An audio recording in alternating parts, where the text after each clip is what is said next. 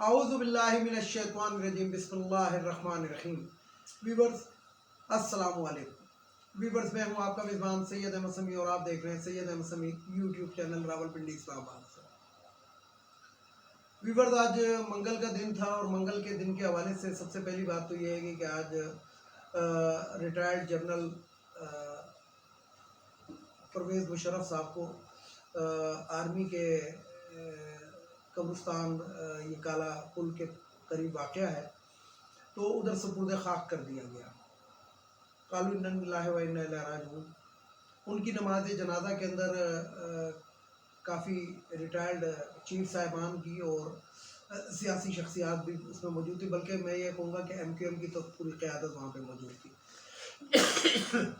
تو بہرحال پرویز مشرف صاحب آج سپرد خاک ہو گئے اور اللہ تعالیٰ ان کی ہماری یہ دعا ہے کہ ان کی آئندہ جو منزلیں ہیں وہ اللہ تعالیٰ ان کی آسان کرے۔ یہاں پہ میں ایک بات کروں گا کہ کل سینٹ کے اجلاس کے اندر فاتح خوانی کے لیے کہا گیا تو اس پہ محسن واڈا ایک شخص ہے، غالباً وہ ایم این اے ہے، سینٹ کے اجلاس میں کل وہ بیٹھا ہوا تھا تو اس نے اس کی بھرپور مخالفت کی اور ان کو غدار قرار دیا، یہ قرار دیا، وہ قرار دیا۔ اب بات یہ ہے کہ آپ ایک شخص کو غدار خود کیوں قرار دے رہے ہیں جبکہ ابھی تک جو ان کا کیس ہے گا جو ایک بینچ نے دیا تھا تو اس کو سپریم کورٹ کے اندر چیلنج کر دیا گیا تھا، اور جب تک وہ کیس کا فیصلہ نہیں ہوتا تو اس وقت تک آپ کسی بھی ملزم کو مجرم نہیں کہہ سکتے۔ تو یہ بہرحال ہمارے سیاستدانوں کا ایک دوغلا معیار ہے کہ جس ٹائم وہ جنرل مشرف صاحب جو تھے باوردی تھے اور صدر پاکستان کے عہدے کے اوپر پرا جمع تھے، اس وقت یہ سارے جو تھے رال ٹپکاتے ہوئے اور دم ہلاتے ہوئے ان کے پیچھے پھرتے تھے۔ اس میں مولانا فضل الرحمان بھی شامل ہے۔ یہ پوری کی پوری پی ڈی ایم یعنی کہ جسے کہتے ہیں کہ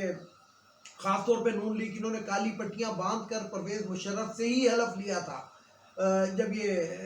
آصف علی زرداری کی یعنی کہ پاکستان پیپلز پارٹی کی حکومت آئی تھی اور یوسف رضا گیلانی وزیر اعظم تھا تو انہوں نے کالی پٹیاں باندھ کے اسی جنرل مشرف سے حلف لیا تھا۔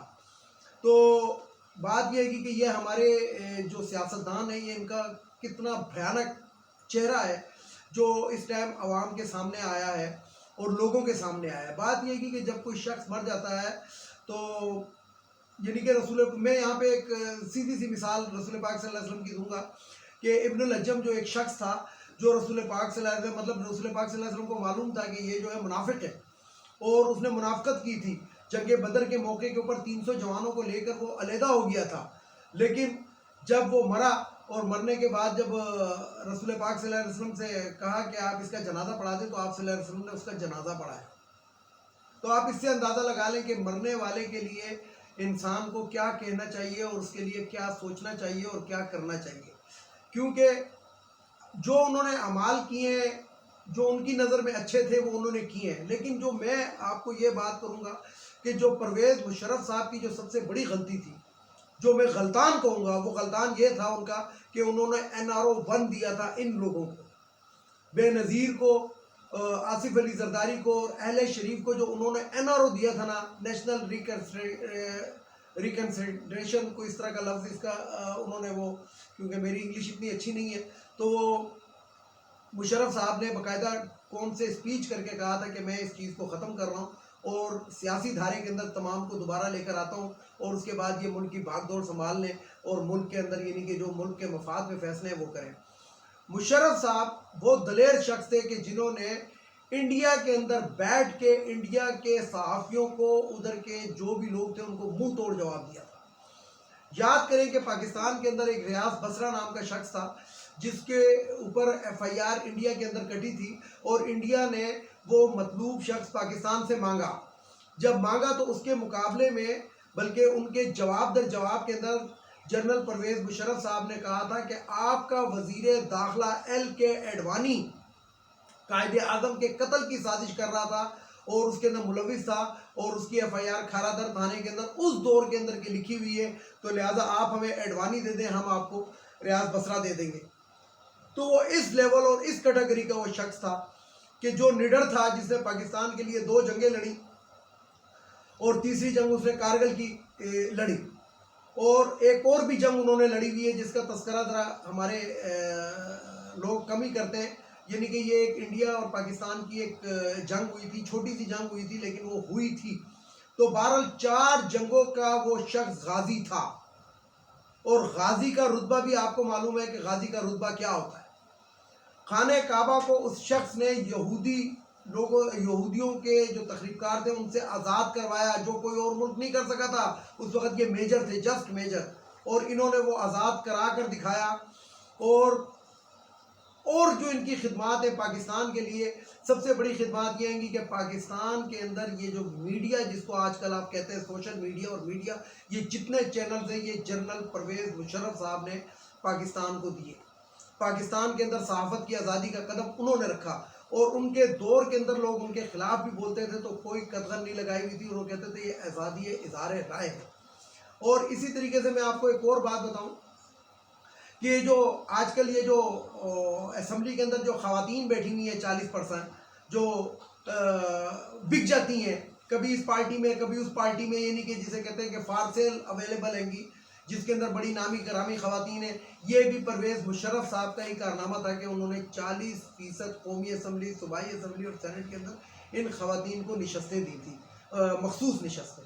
تو بہرحال مشرف صاحب کے بارے میں ایک پورا ویلاگ کروں گا، اور میں اس کے اندر ان کی تمام سوانح عمری آپ کو بتاؤں گا کہ انہوں نے کون سے موقع کے اوپر کیا کردار ادا کیا۔ یہاں پہ تو میں یہی کہوں گا کہ آج ان کو سپرد خاک کر دیا گیا، اور جو بھی لوگ مجھے سنتے ہیں دیکھتے ہیں، اور اہل پاکستان سے میری اپیل ہے کہ ان کی مغفرت کی دعا کریں، تو اللہ تعالیٰ ان کے درجات بلند کرے، غریق رحمت کرے۔ اب آتے ہیں ذرا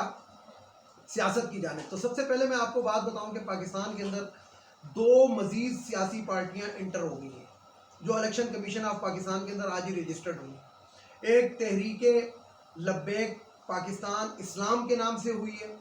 اور ایک جو ہے کوئی فیصل آباد کی ہے کہ ریونٹ پاکستان یا گریونٹ پاکستان کو اس قسم کی کر کے۔ تو 2 سیاسی پارٹیاں پاکستان کے اندر آج رجسٹرڈ کر دی گئی، اور ایک تیسری پارٹی بھی ہونے والی ہے،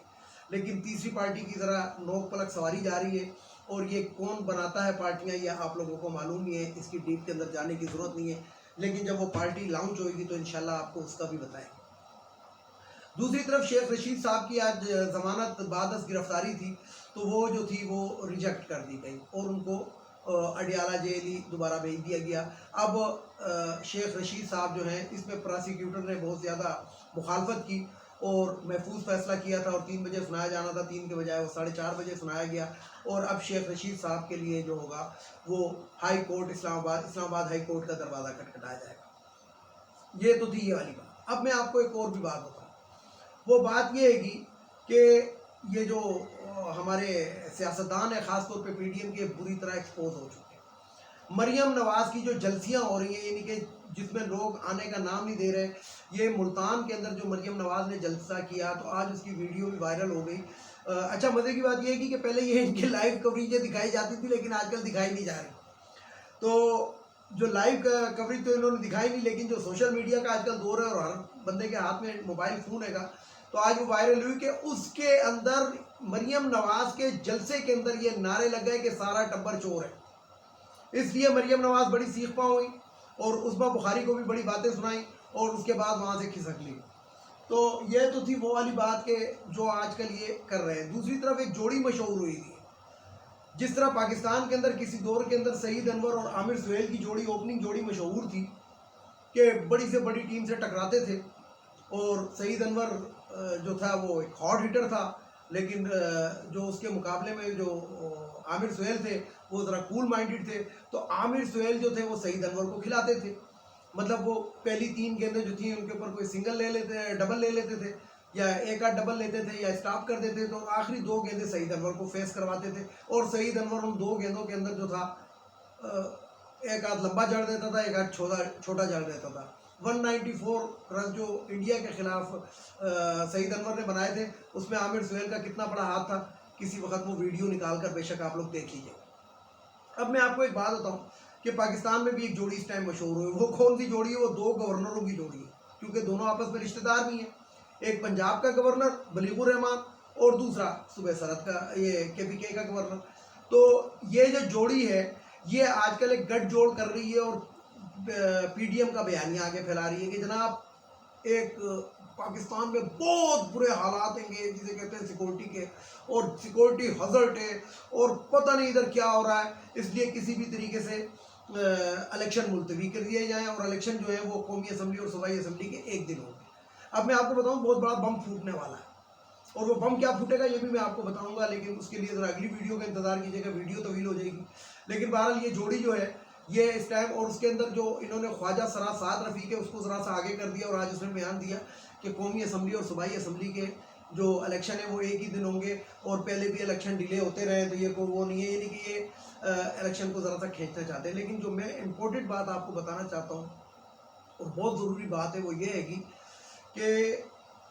یا چھوڑیں یہ اگلی ویڈیو کے اوپر رہنے دیتے ہیں کیونکہ ویڈیو ویسی طویل ہو رہی ہے، لیکن بہرحال پھر بھی میں آپ کو ایک ہینڈس دے دیتا ہوں۔ میرے عزیز ہم وطنوں،